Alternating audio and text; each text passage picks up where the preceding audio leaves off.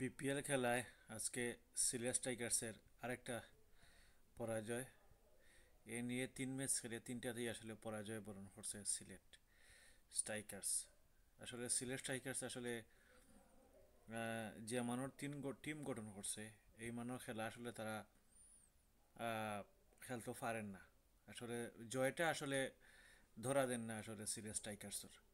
মূলত হচ্ছে কি, আজকে যেভাবে খেলাটা শুরু করছিল, 7 ওভারে 70 আছিল, এই জায়গাতে নিয়ে 125 রানে অল আউট। এটা আসলে মানে কিতা কইতাম, একটা প্লেয়ার বলতে তারা লাগের উইকেট দিয়া আইছে। এই 7 ওভারের পরে বাংলাদেশের প্লেয়ার, সিলেটের প্লেয়ার বলতে উইকেট দিয়া আইছে লাগের। যেভাবে আসলে 7 ওভারে 70 আছিল, হয়তো ভাবছিলাম আজকে ওটা 200 রান স্কোর করবো সিলেটে, কিন্তু আসলে তারার প্লেয়ার বলতে মাঝে প্লেয়ার বলতে তারা মাঠে তা অ্যাপ্লাই করতে পারছে না, যার কারণে পুরা 20 ওভারও খেলতে পারছে না। আর দুঃখতে দুঃখতে আসলে 125 রান করছে সিলেটে।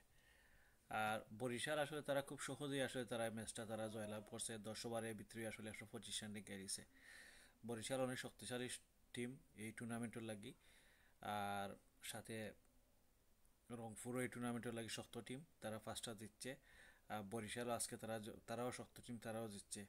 কাজেই ঢাকার এবং সিলেটর দুর্গতি লাগিয়া রয়েছে তারা করে দিই।